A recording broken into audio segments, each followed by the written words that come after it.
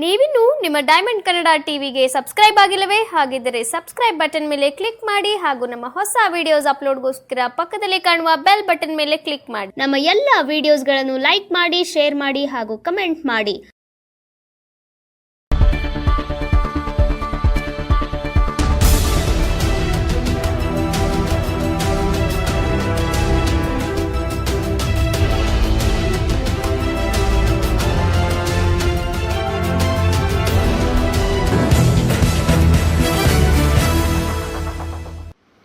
ಕರ್ನಾಟಕ ರಾಜ್ಯ ಪ್ರಾಥಮಿಕ ಶಾಲಾ ಶಿಕ್ಷಕರ ಸಂಘ ಹಾಗೂ ರಾಜ್ಯ ಮಟ್ಟದ ಶೈಕ್ಷಣಿಕ ಅಧಿವೇಶನ ಹಾಗೂ ಮಾತೆ ಸಾವಿರ ಪ್ರಶಸ್ತಿ ಪ್ರದಾನ ಸಮಾರಂಭ ಹಾಗೂ ಸರ್ವ ಸದಸ್ಯರ ಈಡೇರಿಸ್ತಾರಂತ ಮಾತುಗಳು ನಡೆದಿರ್ತಕ್ಕಂಥ ನಮ್ಮ ಶಿಕ್ಷಣ ಸಚಿವರಿಗೆ ನಮ್ಮ ಯಾದಗಿರಿ ಜಿಲ್ಲೆಯ ಪರವಾಗಿ ತುಂಬ ಹೃದಯದ ಧನ್ಯವಾದಗಳನ್ನು ಹೇಳಕ್ಕೆ ಇಷ್ಟಪಡ್ತೀನಿ. ಸರ್, ತಾವು ಜಿಲ್ಲಾಧ್ಯಕ್ಷರು ಸರ್? ನಾವು ಯಾದಗಿರಿ ಜಿಲ್ಲಾಧ್ಯಕ್ಷರು. ನಿಮ್ಮಲ್ಲಿ ಎಷ್ಟು ಜನ ಇದ್ದಾರೆ ಸರ್?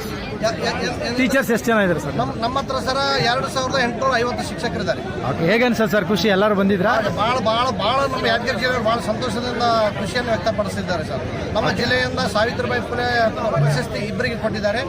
ಎಲ್ಲ ತುಂಬಾ ಸಂತೋಷದಿಂದ ಭಾಗವಹಿಸಿದ್ದಾರೆ ಸರ್. ತಮ್ಮ ಹೆಸರು? ನನ್ನ ಹೆಸರು ರಾಘವೇಂದ್ರ ಅಂತ ಹೇಳಿ. ಓಕೆ ಸರ್, ಜಿಲ್ಲೆ ಹುಣಸೂರು ತಾಲೂಕಿನ ಪ್ರಾಥಮಿಕ ಶಾಲಾ ಶಿಕ್ಷಕ ಸಂಘದ ಅಧ್ಯಕ್ಷರು ಸರ್ ನಾವು. ಓಕೆ. ಇವತ್ತು ಈ ಕಾರ್ಯಕ್ರಮದಲ್ಲಿ ಭಾಗವಹಿಸಿದ ಬಹಳ ತುಂಬಾ ಸಂತೋಷ ಅನಿಸ್ತದೆ. ಅದೇ ರೀತಿಯಾಗಿ ನಮ್ಮ ಹಾಸನ ಜಿಲ್ಲೆ ಉಸ್ತುವಾರಿ ಮಿನಿಸ್ಟರ್ ಆಗಿರ್ತಕ್ಕಂಥ ಚಲುವರಾಯ ಸ್ವಾಮಿ ಅವರು ಹಾಗೂ ನಮ್ಮ ಶಿಕ್ಷಣ ಇಲಾಖೆಯ ಮಾನ್ಯ ಮಂತ್ರಿಗಳಾಗಿರ್ತಕ್ಕಂಥ ನಮ್ಮ ಮಧು ಬಂಗಾರಪ್ಪನವರು ಇವತ್ತು ನಮ್ಮ ಶಿಕ್ಷಕರ ಸಮಸ್ಯೆಗಳನ್ನ ಈ ಅಧಿವೇಶನದಲ್ಲಿ ಒಂದು ಫೈನಲ್ ಮಾಡ್ತೀವಿ, ಈಡೇರಿಸಿರ್ತಕ್ಕಂಥ ಮಾತನ್ನು ಹೇಳಿದ್ದಾರೆ. ಅದಕ್ಕೆ ನಾವು ನಮ್ಮ ರಾಜ್ಯ ಸಂಘದ ಪರವಾಗಿ ಅವರಿಗೆ ತುಂಬ ಧನ್ಯವಾದಗಳನ್ನು ಹೇಳಕ್ಕೆ ಇಷ್ಟಪಡ್ತಾ ಇದ್ದಾರೆ. ಅದೇ ರೀತಿಯಾಗಿ ಇವತ್ತಿನ ದಿವಸ ಹಾಸನದಲ್ಲಿ ಏರ್ಪಡಿಸತಕ್ಕಂಥ ಈ ಕಾರ್ಯಕ್ರಮ, ಇದು ಮಂಡ್ಯದಲ್ಲಿ ಏರ್ಪಡಿಸತಕ್ಕಂಥ ಈ ಕಾರ್ಯಕ್ರಮ 100% ಯಶಸ್ವಿಯಾಗಿದೆ. ಮಂಡ್ಯ ಜನತೆಗೆ ನಾವು ತುಂಬ ಧನ್ಯವಾದಗಳನ್ನು ಹೇಳ್ತಾ ಇದ್ದೀವಿ. ಓಕೆ. ತಮ್ಮ ಹೆಸರು ಸರ್? ಸರ್, ನಮ್ಮ ಹೆಸರು ಪುಟ್ರೇಶ್ ಕೋಳೂರು ಅಂತ ಸರ್. ಪುಟ್ರೇಶ್ ಕೋಳೂರು ಅಂತನಾ? ಅಂತ ಹೇಳಿ ಕರ್ನಾಟಕ ರಾಜ್ಯ ಪ್ರಾಥಮಿಕ ಶಾಲಾ ಶಿಕ್ಷಕರ ಸಂಘದ ಪ್ರತಿನಿಧಿಯಾಗಿ ವಿಜಯನಗರ ಜಿಲ್ಲೆ ಹೊಸಪೇಟೆ ತಾಲೂಕಿನಲ್ಲಿ ಸೇವೆಯನ್ನು ಸಲ್ಲಿಸ್ತಾ ಇದ್ದೀನಿ. ಇವತ್ತು ಬಹಳ ಪ್ರಮುಖವಾಗಿ ನಮ್ಮ ಪ್ರಾಥಮಿಕ ಶಾಲಾ ಶಿಕ್ಷಕರ ಬೇಡಿಕೆಗಳಾಗಿರ್ತಕ್ಕಂಥ ಪದವಿಯನ್ನು ಹೊಂದಿ 2016ಕ್ಕಿಂತ ಮುಂಚೆ ನೇಮಕವಾಗಿರ್ತಕ್ಕಂಥ ಶಿಕ್ಷಕರಿಗೆ 2016ರಲ್ಲಿ ಏನು ಹೊಸ ಆದೇಶ ಆಗಿದೆ, ಆ ಆದೇಶವನ್ನು ಪೂರ್ವಾನ್ವಯಗೊಳಿಸಬಾರದು ಅಂತಕ್ಕಂಥ ಒಂದು ಬೇಡಿಕೆಯನ್ನು ಇಟ್ಟುಕೊಂಡು ಮತ್ತು NPS ಅನ್ನು ತೊಲಗಿಸಿ OPS ಅನ್ನು ಜಾರಿಗೆ ತರಬೇಕು ಅಂತಕ್ಕಂಥ ಉದ್ದೇಶದಿಂದ ಮತ್ತು ಪ್ರಾಥಮಿಕ ಶಾಲೆಗಳಲ್ಲಿ ಈಗ ಸ್ಥಗಿತಗೊಂಡಿರ್ತಕ್ಕಂಥ ಬಡ್ತಿ ಸೌಲಭ್ಯವನ್ನು ಸೇವಾ ಹಿರಿತನದ ಮೇಲೆ ಕೊಡಬೇಕು ಅಂತಕ್ಕಂಥ ಒಂದು ಹಕ್ಕೊತ್ತಾಯವನ್ನು ರಾಜ್ಯ ಸರ್ಕಾರದ ಮುಂದೆ ಮಂಡಿಸಿ ಕರ್ನಾಟಕ ರಾಜ್ಯ ಪ್ರಾಥಮಿಕ ಶಾಲಾ ಶಿಕ್ಷಕರ ಸಂಘದ ವತಿಯಿಂದ ಸಕ್ಕರೆ ನಾಡು ಮಂಡ್ಯದಲ್ಲಿ ಅದ್ಭುತವಾಗಿರ್ತಕ್ಕಂಥ ಒಂದು ರಾಜ್ಯ ಮಟ್ಟದ ಶೈಕ್ಷಣಿಕ ಸಮ್ಮೇಳನವನ್ನು ಮಾಡಿ ಇವತ್ತು ಸರ್ಕಾರದ ಸಚಿವರಾಗಿರ್ತಕ್ಕಂಥ ಮಾನ್ಯ ಶ್ರೀ ಮಧು ಬಂಗಾರಪ್ಪನವರು ಮತ್ತು ಮಾನ್ಯ ಶ್ರೀ ಕೃಷಿ ಸಚಿವರಾಗಿರ್ತಕ್ಕಂಥ ಚಲುವರಾಯ ಸ್ವಾಮಿಯವರ ಒಂದು ನೇತೃತ್ವದಲ್ಲಿ ಸರ್ಕಾರಕ್ಕೆ ಹಕ್ಕೊತ್ತಾಯವನ್ನ ಮಾಡಿದ್ದೇವೆ. ನಮ್ಮ ಒಂದು ಬೇಡಿಕೆ ಸಕಾರಾತ್ಮಕವಾಗಿರ್ತಕ್ಕಂಥ ಮತ್ತು ನ್ಯಾಯಯುತ ಬೇಡಿಕೆಗಳ ಆಗಿರೋದ್ರಿಂದ ನಾಡಿನ ಹಿರಿಯ ಸಾಹಿತಿಗಳು, ಚಿಂತಕರು ಆಗಿರ್ತಕ್ಕಂಥ ಬರಗೂರು ರಾಮಚಂದ್ರಪ್ಪ ಸರ್ ಅವರು ಕೂಡ ಬಂದು ಇಲ್ಲಿ ಶಿಕ್ಷಕರನ್ನು ಉದ್ದೇಶಿಸಿ ಮಾತಾಡಿ ತಮ್ಮ ಬೆಂಬಲವನ್ನು ವ್ಯಕ್ತಪಡಿಸುವುದರ ಜೊತೆಗೆ ಶಿಕ್ಷಕರ ನ್ಯಾಯಯುತ ಬೇಡಿಕೆಗಳು ಈಡೇರಬೇಕು ಅಂತಕ್ಕಂಥ ಒತ್ತಾಯವನ್ನು ಕೂಡ ಸರ್ಕಾರದ ಮುಂದೆ ಮಂಡಿಸಿದ್ದಾರೆ.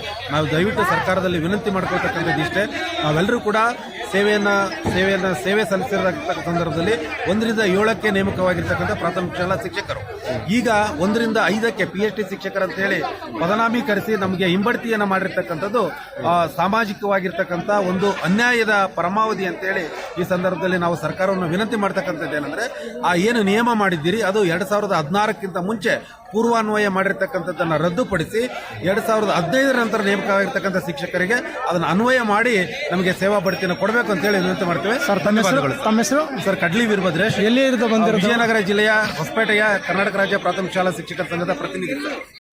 ಸಂಘದ ರಾಜ್ಯದ ಉಪಾಧ್ಯಕ್ಷರಿದ್ದೀನಿ. ನನ್ನೊಟ್ಟಿಗೆ ರಾಜ್ಯದ ಮಹಿಳಾ ಸಂಘಟನಾ ಕಾರ್ಯದರ್ಶಿಯಾದ ಪ್ರಮೀಳಾ ಕಾಮನಹಳ್ಳಿ ಅವರು ಇವತ್ತೇನು ವಿಶೇಷವಾಗಿ ರಾಜ್ಯದ ಪ್ರಾಥಮಿಕ ಶಾಲಾ ಶಿಕ್ಷಕರ ಶೈಕ್ಷಣಿಕ ಸಮ್ಮೇಳನ ಏನು ಇಲ್ಲಿ ಆಯೋಜನೆ ಆಗಿತ್ತು, ಈ ಕಾರ್ಯಕ್ರಮದಲ್ಲಿ ನಾವು ಮಾನ್ಯ ಸಚಿವರಿಗೆ ಒತ್ತಾಯ ಮಾಡಿದ್ದೀವಿ.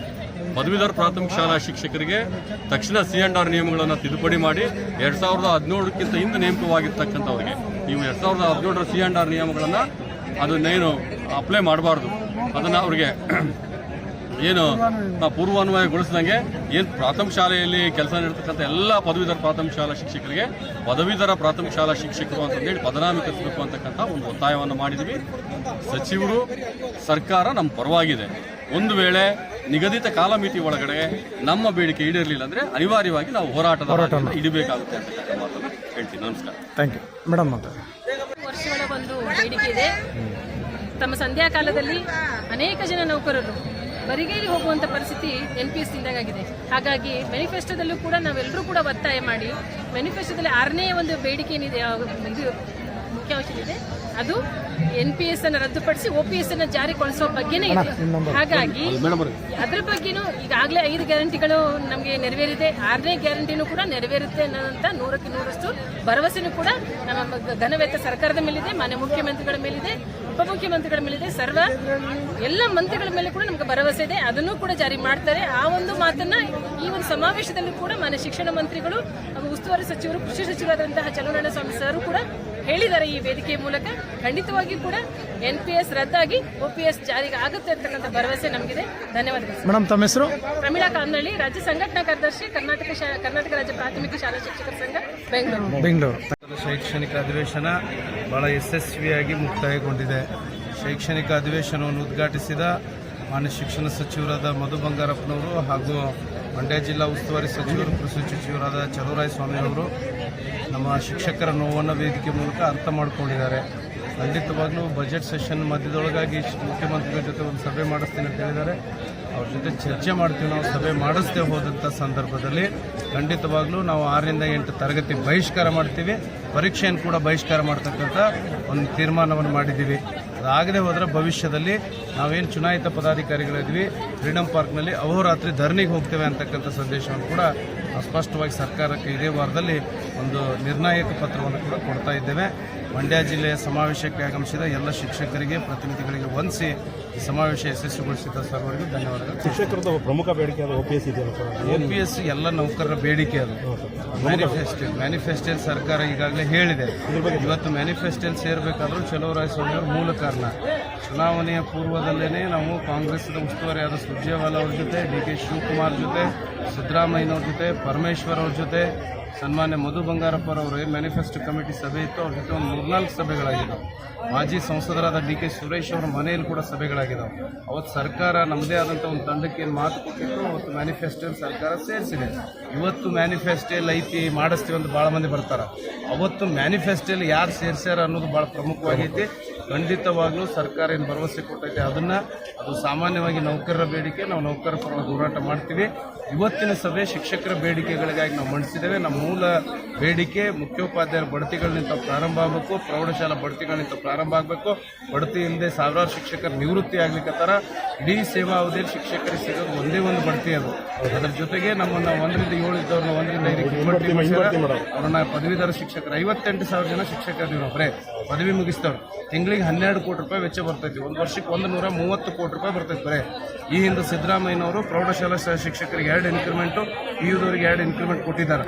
ಆ ನಿದರ್ಶನಗಳನ್ನ ಮುಂದೆ ಅದೇ ಮಾದರಿಯಲ್ಲಿ ಪ್ರಾಥಮಿಕ ಶಾಲಾ ಶಿಕ್ಷಕರಿಗೆ ಕೊಡಬೇಕು ಅಂತ ಒತ್ತಾಯ ಮಾಡ್ತಾರೆ. ಈ ಕಾರ್ಯಕ್ರಮದಲ್ಲಿ ಸರ್ ನಾವು ನೋಡಿದಂಗೆ ನೀವು ತುಂಬಾ ತೊಡಗಿಸ್ಕೊಂಡಿದ್ದೀರಾ? ನಾವಂದ್ರೆ ನಮ್ಮ ಜವಾಬ್ದಾರಿ ರೀತಿ ತೊಡಗಿಸ್ಕೊಂಡಿದ್ದೀವಿ. ಎಲ್ಲ ಪದಾಧಿಕಾರಿಗಳು ತೊಡಗಿಸ್ಕೊಂಡಿದ್ದೀವಿ. ತಾವು ಸಹಕಾರ ಕೊಟ್ಟರೆ ಧನ್ಯವಾದ. Thank you.